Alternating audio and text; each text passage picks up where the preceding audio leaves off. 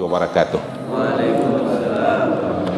Alhamdulillah, nasta'inu wa nastaghfiru wa na'udzu billahi min sururi anfusina wa min sayyiati a'malina. May yahdihillahu fala mudilla lahu wa may yudlil fala hadiya lahu.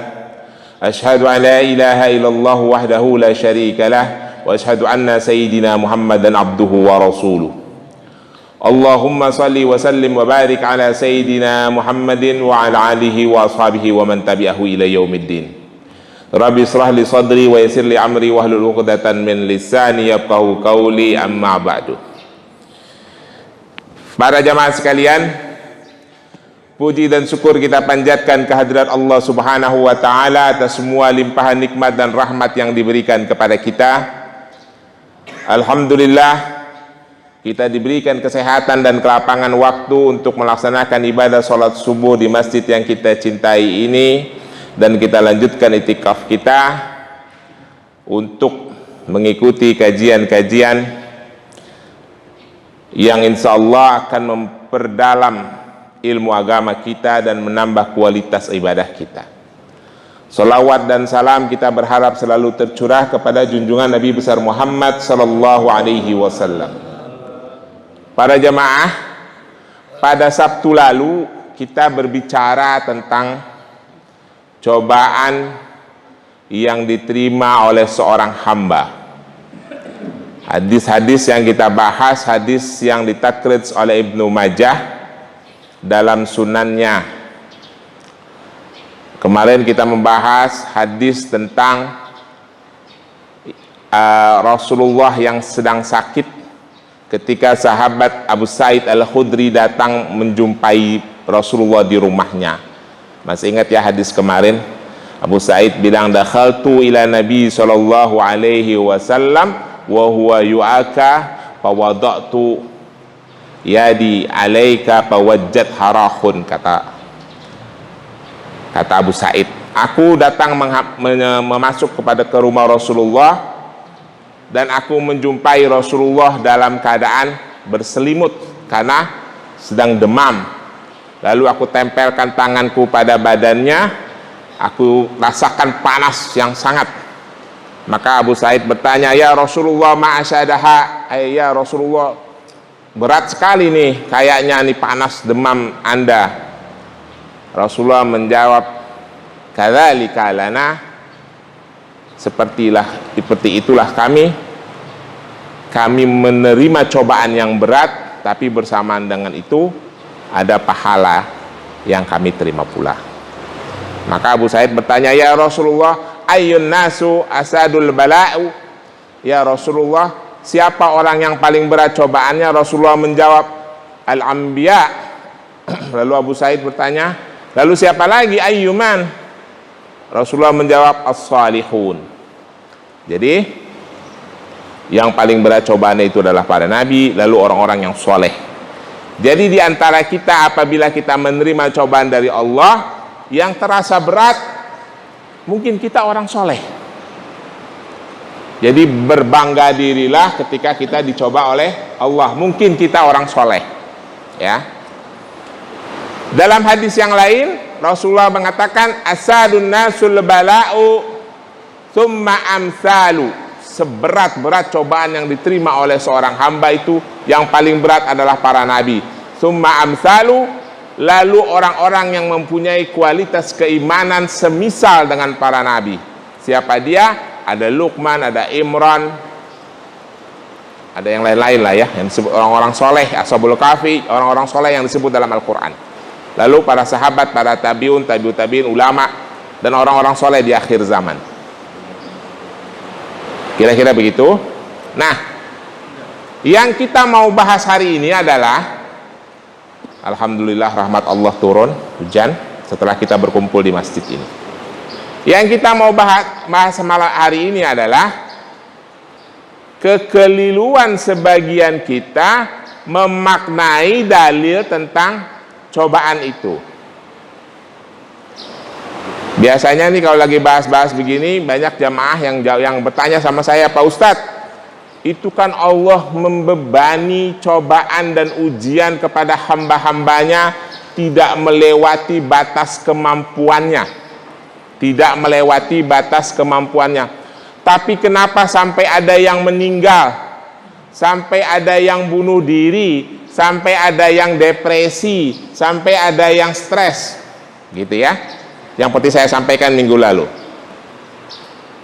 Cobaan yang Allah berikan itu kepada seorang hamba, ini catat ya bapak-bapak sekalian, itu tidak ada batasnya.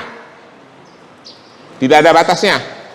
Cobaan yang dibebani oleh Allah kepada seorang hamba tidak ada batasnya sampai dia meninggalkan dunia ini.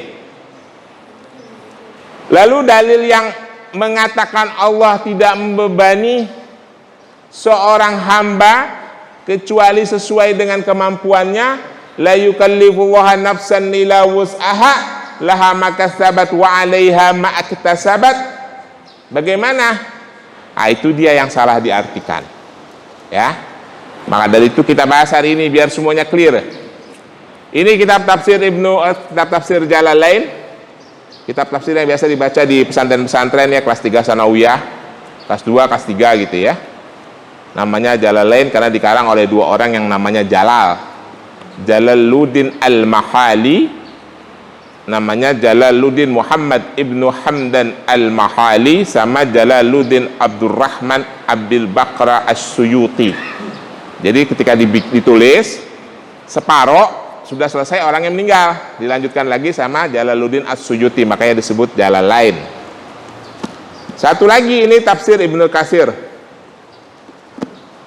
yang dibaca di pesantren-pesantren kira-kira kelas 1 sampai kelas 3 aliyah lah ya. Jadi kalau anak pesantren sampai kelas 3 aliyah sudah khatam pasti 2 kitab ini. Ini cetakan Darul Kutub Beirut. Sekarang kita baca penjelasannya. Seperti apa sih ayat itu? Supaya kita clear dan besok-besok kita tidak bertanya lagi, kan Allah itu menguji manusia sesuai dengan kemampuannya, kenapa sampai ada yang bunuh diri? Itu nggak usah dibahas lagi karena udah paham ya. Bismillahirrahmanirrahim. Ayatnya adalah surah Al-Baqarah ayat 284 sampai dengan 286. Lillahi ma fis samawati wa ma fil ardh wa in tubdu ma fi anfusikum aw tukhfuhu yuhassibukum bihillah fayaghfiru liman yasha wa yu'adzibu man yasha wallahu ala kulli syai'in qadir. Turun ayat Al-Quran surah Al-Baqarah ayat 284. Kata Allah, kekuasaan Allah, lillahi ma fis samawati wa ma fil ardh. Kekuasaan Allah itu meliputi alam nasut. Alam, kalau di Al-Quran ada kalimat ardi, itu bukan berarti bumi yang bundar ini, bukan ya. Lillahi ma fis samawati, kekuasaan Allah ada di sama.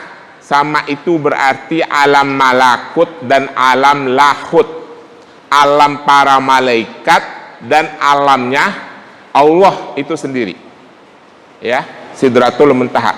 Allah berkuasa di alam malaikat dan alamnya Allah.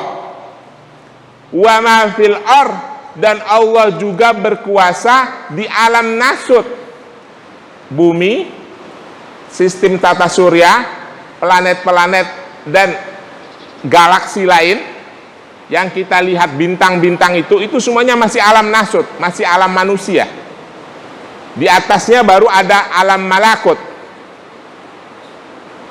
Iblis itu bisa sampai ke alam malakut. Di atas lagi iblis sudah nggak bisa, sudah kebakar. Jadi yang kita lihat bintang-bintang itu, benda bumi yang bercahaya, itu adalah matahari dengan sistem planetnya. Di luar sistem planet kita itu masih alam nasut ya, jagat raya itu masih alam nasut, termasuk bumi. Alam nasut itu maksudnya alam manusia, termasuk bumi, termasuk alam mikroorganisme, bakteri dan virus dan sebagainya, itu juga alam nasut. Allah berkuasa di sana. Jelas ya? Jadi ayat itu mengatakan lillahi ma fis samawati wa ma fil ard. Kekuasaan Allah di alam yang tadi dua-duanya. Wa in tubdu ma fi anfusikum aw tukhfuhu, apa yang kamu sembunyikan pada dirimu atau yang kamu tampakkan dalam perilakumu, yuhasibukum bihillah, akan dihisap oleh Allah. Jadi apa yang ada di dalam hati kita nih Pak, ini waktu ayat ini turun ya, apa yang ada di hati kita akan dihisap oleh Allah. Kita baru niat nih, hujan turun, gak mau sholat subuh di masjid, dihukum oleh Allah. Ketika ayat ini turun, hujan turun, gak mau sholat subuh di masjid, dihukum oleh Allah. Begitu sampai di masjid, ada si pula nih, gua nggak suka banget dia ada di situ, dihukum oleh Allah. Pulang, ngelihat tetangga yang kita tidak sukai, ini orang gua nggak demen nih, dihukum oleh Allah. Urusan hati itu dihukum oleh Allah. Waktu ayat ini turun, termasuk pula urusan perbuatan yang kita amalkan. Kita punya niat jahat sama seseorang, baru niat sudah ada hukumannya, dicatat oleh Allah. Begitu kita kerjain, lebih berat lagi hukumannya ketika ayat ini diturunkan. Ya, paham ya? Ketika ayat ini diturunkan, karena Allah akan menghukum apa yang nampak dan apa yang tidak nampak dalam diri kita.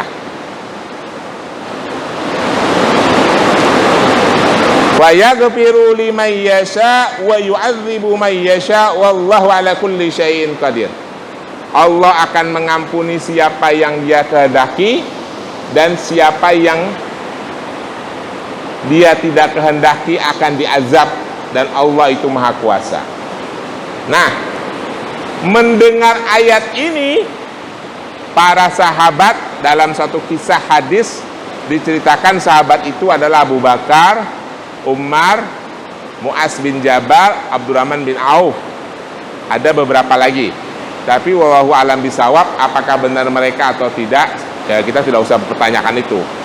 Yang jelas para sahabat mendengar ayat ini turun, datang menghadap Rasulullah sambil menangis terseduh-seduh.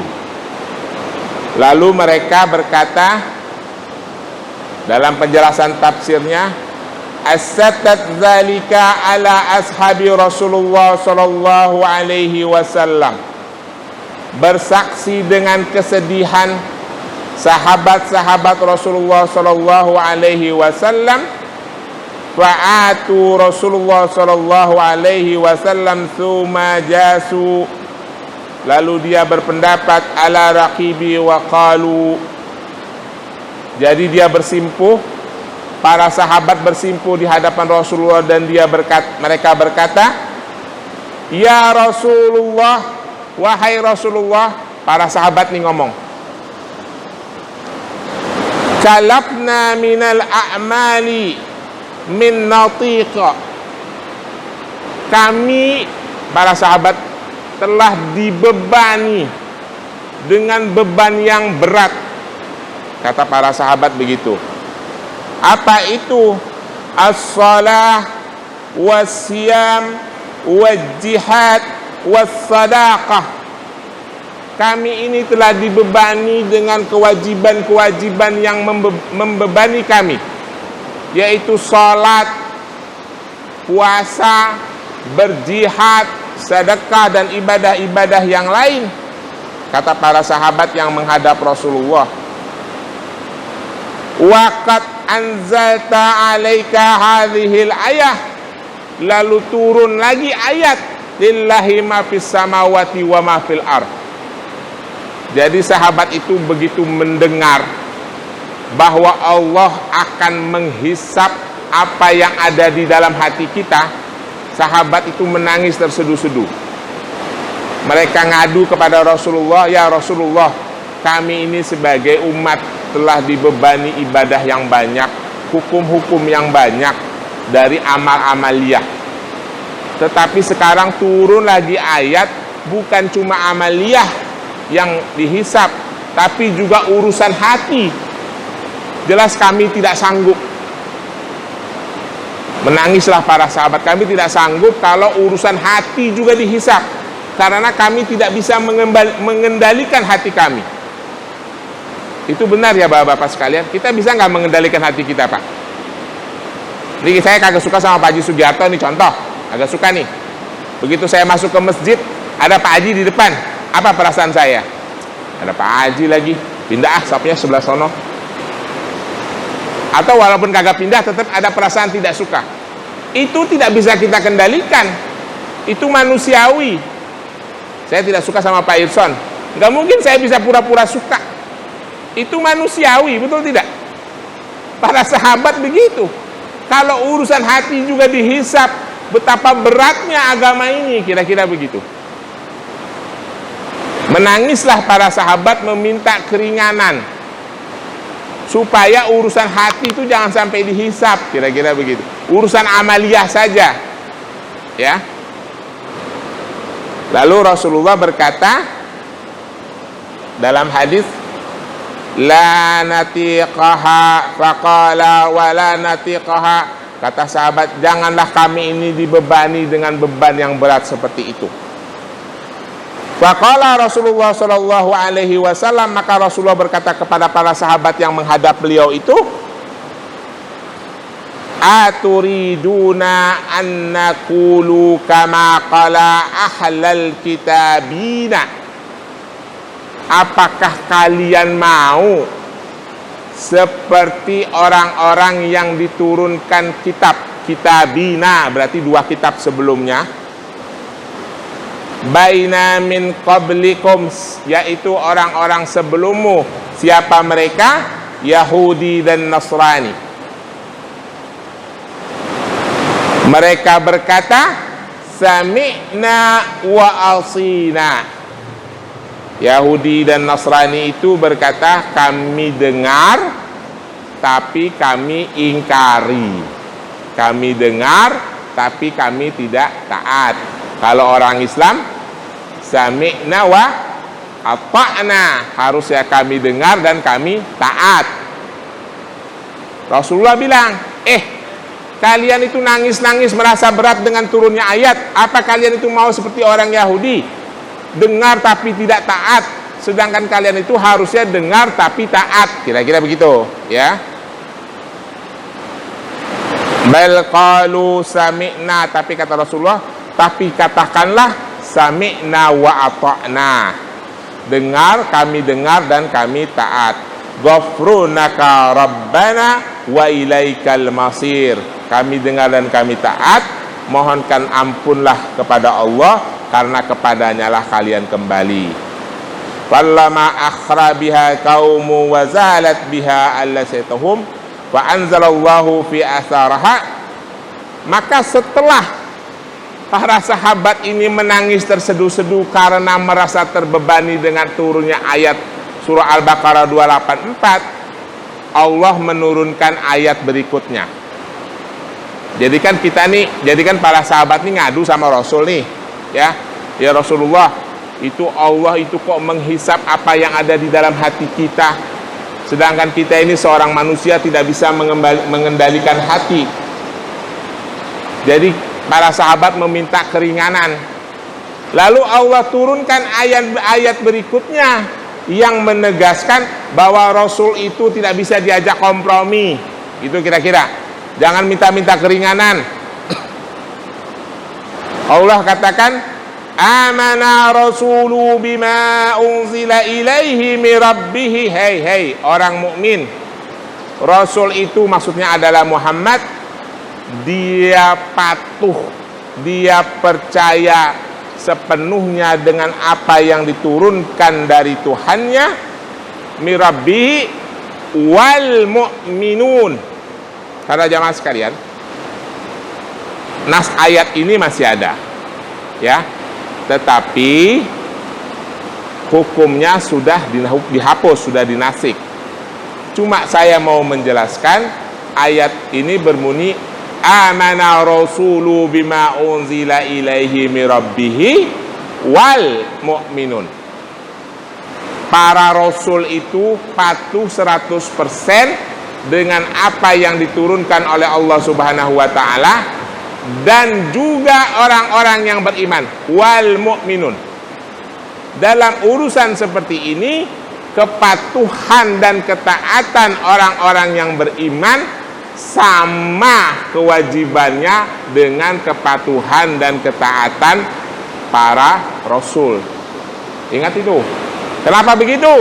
Karena di antara kata-kata rasul dan kata-kata mukmin ada wawu, namanya wawu ataf. Ini saya sudah jelasin ini berkali-kali. Kalau ada wawu ataf antara kalimat sebelum dan kalimat sesudahnya, menunjukkan bahwa kekuatan hukum dan kesamaan hukum antara kalimat sebelum dengan kalimat sesudahnya sama. Ya, sama-sama. Ada lagi satu lagi wawu, namanya wawu istinaf. Itu menunjukkan bahwa kalimat sebelum dan sesudahnya tidak ada hubungan. Contoh bahasa Indonesia ini paling gampang. Pak Haji Sugiarto datang ke masjid dan Pak Irson membaca Al-Quran. Ada nggak hubungannya? Nggak ada. Pak Haji Sugiarto mah datang, Pak Irson mah lagi baca Al-Quran. Nggak ada hubungan kan? Tapi kalau Pak Haji Sugiarto dan Pak Victor datang ke masjid, berarti dia sama-sama datang. Nah, itu yang disebut dengan wawu ataf. Gitu ya. Misalnya gini, Ja'a Luqman ila Ciputat wa Harun fis suq. Si Luqman datang ke Ciputat dan si Harun ada di pasar. Kagak ada hubungan. Harun malah lagi di pasar, Luqman datang ke Ciputat. Tapi kalau ada kalimat Ja'a Luqman wa Harun ila Ciputat, berarti si Luqman sama si Harun sama-sama ke Ciputat gitu. Sama-sama wa itu kan. Itulah ilmu tafsir, itulah bahasa Arab hebatnya. Maka dari situ kita harus memahami kata per kata, huruf per huruf, ayat per ayat. Jelas ya? Jadi kualitas ketaatan para rasul dan orang-orang mukmin harusnya sama. Lanjut. Qulu amana billahi wa malaikatihi wa kutubihi wa rusulihi la nufarriqu baina ahadi min rusulihi wa qalu sami'na wa ata'na ghafrunaka rabbana wa ilaikal masir. Jadi setelah para sahabat itu mengeluh, ngajak Rasul untuk memprotes ayat itu, Allah menegaskan, hai kalian semua, gak usah ngajak-ngajak Muhammad, Rasulullah. Karena Rasul itu dan orang-orang yang beriman, apapun yang diturunkan dia harus dengar dan taat, titik. Jadi walaupun ayat yang berhubungan dengan menghukumi hati, kalian harus taat, kira-kira begitu. Ya. Mendengar Rasulullah membacakan ayat ini, para sahabat tambah bersedu-sedu nangisnya. Waduh, ini boro-boro minta keringanan, yang ada disuruh lebih patuh gitu ya. Tambah bersedu-sedu nangisnya. Akhirnya Rasulullah terdiam lama, baru turun ayat lagi pada saat yang bersamaan. Itulah ayat yang berbunyi, la yukallifullaha nafsan ila wus'aha laha ma kasabat wa 'alaiha ma iktasabat. Jadi setelah sahabat menangis-nangis, baru Allah menurunkan ayat ini, la yukallifullaha nafsan illa wus'aha. Allah tidak akan membebani seorang hamba kecuali sesuai dengan kemampuannya. Laha maka sabat, baginya apa yang dia kerjakan, soal hal-hal yang berhubungan dengan kebaikan, wa 'alaiha ma iktasabat, dan baginya semua keburukan yang dia lakukan, dia akan mendapatkan balasan kebaikan maupun keburukan.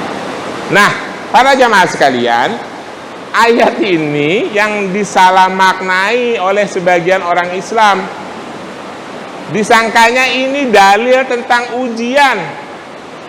Jadi orang udah gitu, ada lagi di media-media online, di Google, di mana-mana ada ulasan-ulasan orang-orang yang mengaku sebagai ustadz menggunakan ayat ini sebagai dalil yang mengatakan bahwa Allah itu tidak akan membebani cobaan kepada seorang hamba yang melebihi batas kemampuannya. Dalilnya adalah surah Al-Baqarah ayat 286. Padahal bukan itu, Pak. Akhirnya orang jadi salah paham. Saya itu seringkali ditanya, Pak Ustadz, orang itu kan dibebani cobaan oleh Allah tidak melebihi batas kemampuannya. Kenapa sampai ada yang gantung diri? Kenapa sampai ada yang depresi? Ayat ini bukan tentang cobaan, tapi tentang hukum, penerapan hukum Islam. Ya, tentang hukum agama untuk menjawab keluhan para sahabat karena mereka tidak sanggup kalau urusan hati juga dihisap, tapi kalau urusan amalia dihisap tidak apa-apa, karena urusan hati itu berat dikendalikan. Maka Allah menurunkan ayat, okelah, mulai sekarang urusan hati tidak dihisap. Khusus untuk ilmu agama, aturan agama nih ya Pak, khusus untuk aturan agama. Contoh begini, misalnya saya punya niat, tadi saya bilang, saya punya niat, malas nih sholat maghrib. Itu tidak dihukum oleh Allah, tidak akan dihisap sampai saya benar-benar nggak kerjain, baru dosa. Tapi kalau cuma baru niat aja, tidak dihisap. Tapi setelah saya kerjakan, baru dihisap oleh Allah. Bedanya dengan amal kebaikan adalah kita baru niat, mau sholat subuh di At-Taubah nih, langsung dihisap oleh Allah, diganjar pahala. Begitu dikerjakan, diberikan lagi pahala yang lebih besar.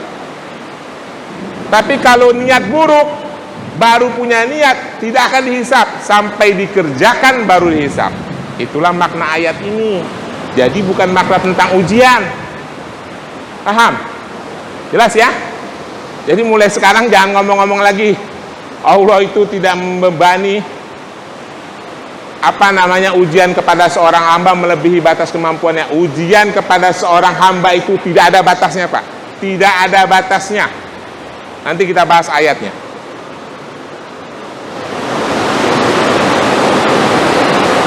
Kita lanjut. La yukallifullahu nafsan illa wus'aha laha ma kasabat wa 'alaiha ma iktasabat.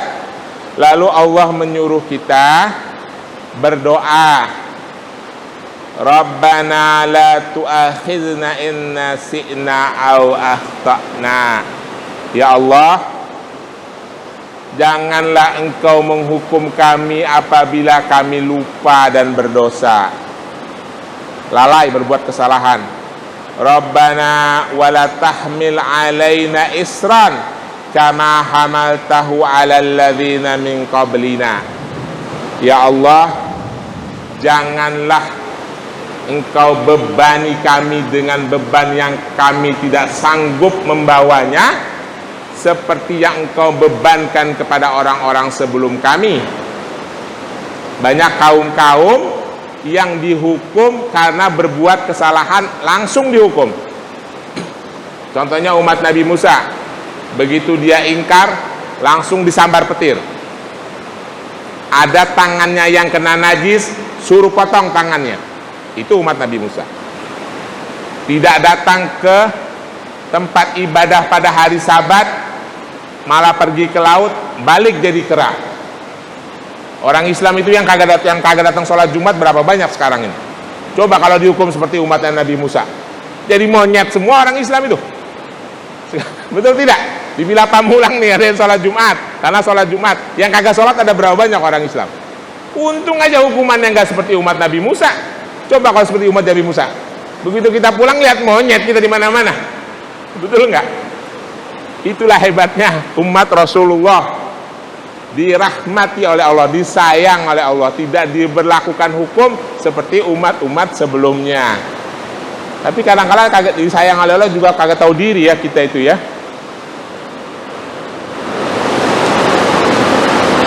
Nah, kita lanjutkan oleh ayat berikut. Laha ma kasabat wa 'alaiha ma iktasabat. Rabbana la tu'akhidna in nasi'na aw akhtana. Lalu para jamaah sekalian, kenapa ayat ini mengajarkan kita untuk memohon kepada Allah? Jangan engkau hukum kami kalau kami lupa. Jangan engkau bebani kami dengan beban yang kami tidak sanggup memikulnya. Apa makna ayat ini? Makna ayat ini adalah menunjukkan bahwa takdir Allah itu bisa berubah. Ini masalah akidah ya Pak, pahami ya, ini masalah akidah. Kalau di luar sana ada yang mengatakan takdir itu nggak bisa dirubah, udah ditentukan oleh Allah. Takdir itu emang tidak bisa berubah Pak, takdir. Jadi ini tambahan ilmu lagi. Kalau ada di luar sana yang bilang takdir itu tidak bisa berubah, takdir memang tidak bisa berubah, takdir. Tapi qada Allah bisa berubah. Allah ini mempunyai dua ketetapan yaitu qada. Si Ubay sejak zaman azali telah ditetapkan pada hari Sabtu tanggal sekian bulan sekian dia ngasih tausiah di Atobah. Itu qada. Itu bisa berubah. Tapi begitu saya udah benar-benar datang kemari, itulah takdir. Paham? Takdir itu yang udah terjadi. Orang lain lah, si fulan jalan dari sini ke Bekasi, tiba-tiba dapat kecelakaan di jalan, itulah takdir. Tetapi ketetapan kecelakaan itu sudah ditetapkan oleh Allah, itulah qada, dan itu bisa dirubah. Dirubahnya dengan apa? Dengan doa. Maka dari itu Allah mengajarkan dalam Al-Quran banyak ayat-ayat tentang doa supaya Allah menghindari kita dari cobaan-cobaan yang berat. Jadi ketentuan Allah itu bisa dirubah dengan doa. Ya, nggak ada orang yang ditakdirkan akan hidupnya sengsara terus. Itu semua bisa dirubah dengan doa. Cuma kalau udah terjadi, itulah yang namanya takdir. Jadi kalau ada yang bilang takdir nggak bisa dirubah, iya orang udah terjadi. Cuma kalau masih jadi qada, itu bisa dirubah dengan doa. Makanya Allah mengajarkan kita untuk berdoa, astajib lakum, ud'uni astajib lakum. Jelas ya? Jadi jangan berpikir ini mas setiap segala sesuatu udah ditentukan, kita tinggal ngejalani aja. Keliru itu pemahaman itu. Ayo kita lanjutkan dikit lagi sampai jam 6 lah.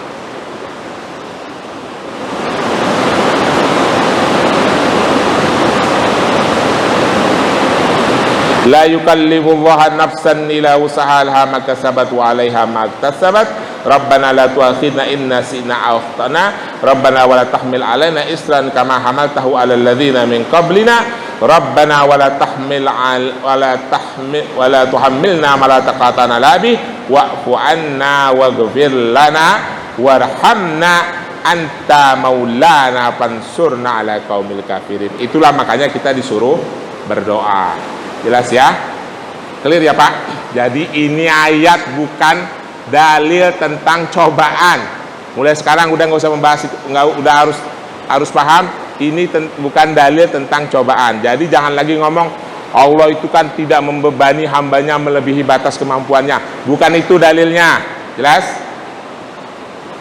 Lalu ayat yang berbicara tentang cobaan itu ada di mana? Nah, kita buka lagi tafsir satu lagi.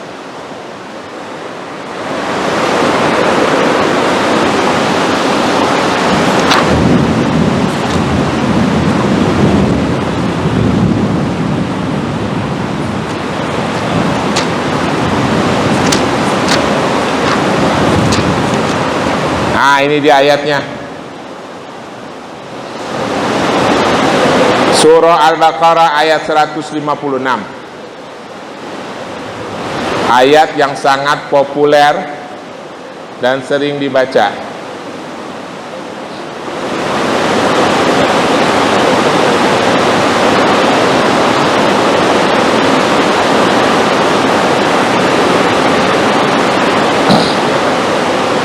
walabluwannakum bi syai'im minal khauf,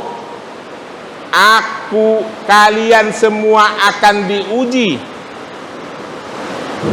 dengan segala sesuatu yang berupa minal khauf, ketakutan dari apa? Lil adu, penjelasan tafsirnya ketakutan dari musuh-musuhmu.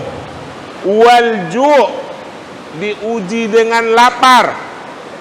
Lapar dari apa? Lapar dari al-qahitu, dari masa-masa di mana tidak ditemukan lagi bahan makanan, yaitu masa-masa peceklik.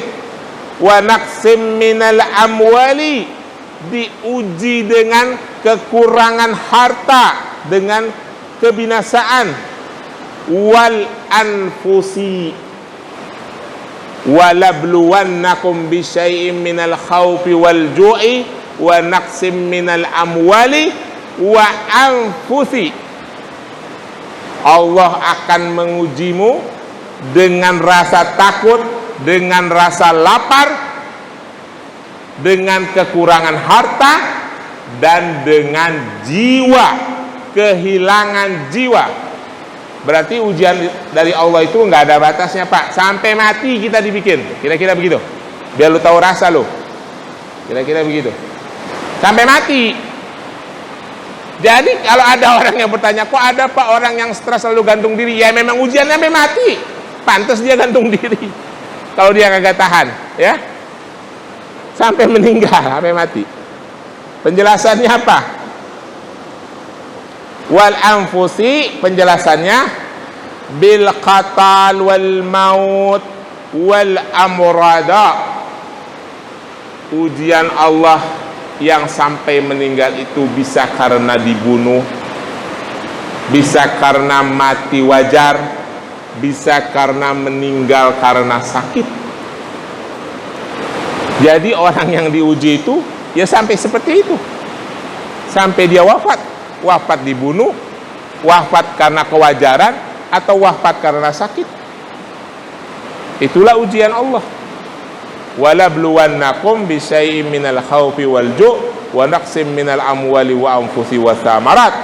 Tapi Allah mengatakan wa basyiris sabirin, berikanlah kabar gembira kepada orang-orang yang sabar. Alladzina idza asabathum musibah, orang-orang yang sabar itu menyadari apabila mereka ditimpakan cobaan, qalu inna lillahi wa inna ilaihi raji'un. Mereka akan berkata, ya sudah, segalanya memang datang dari Allah, maka akan kembali kepada Allah. Harta yang hilang memang sumbernya dari Allah, maka Allah mengambilnya kembali. Nyawa kita ini dari Allah, maka Allah mengambilnya kembali. Fisik kita ini juga dari Allah, maka Allah mengambilnya kembali. Itu saja yang harus kita pahami.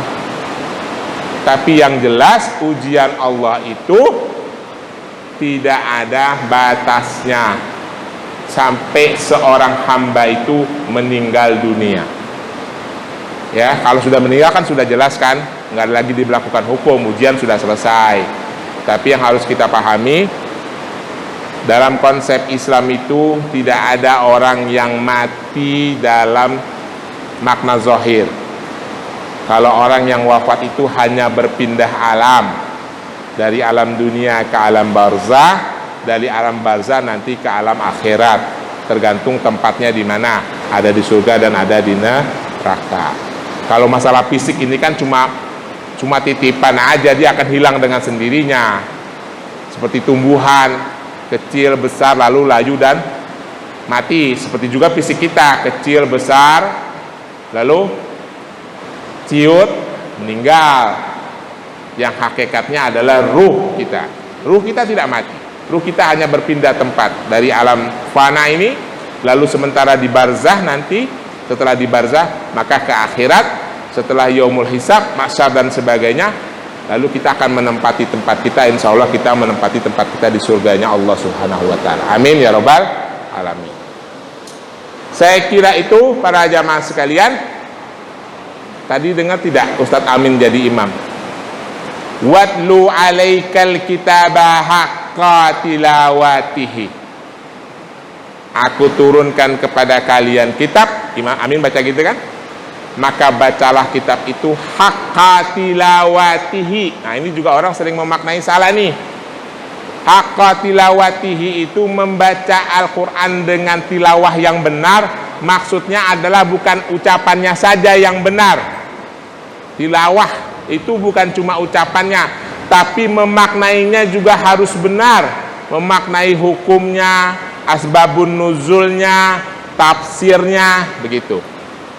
Nah, ini adalah bagian haqqa tilawatihi, meluruskan makna Al-Quran. Saya kira gitu, lebih kurangnya mohon maaf. Billahi taufiq wal hidayah. Wassalamualaikum warahmatullahi wabarakatuh. Kalau ada pertanyaan saya persilahkan. Kalau ada pertanyaan silahkan.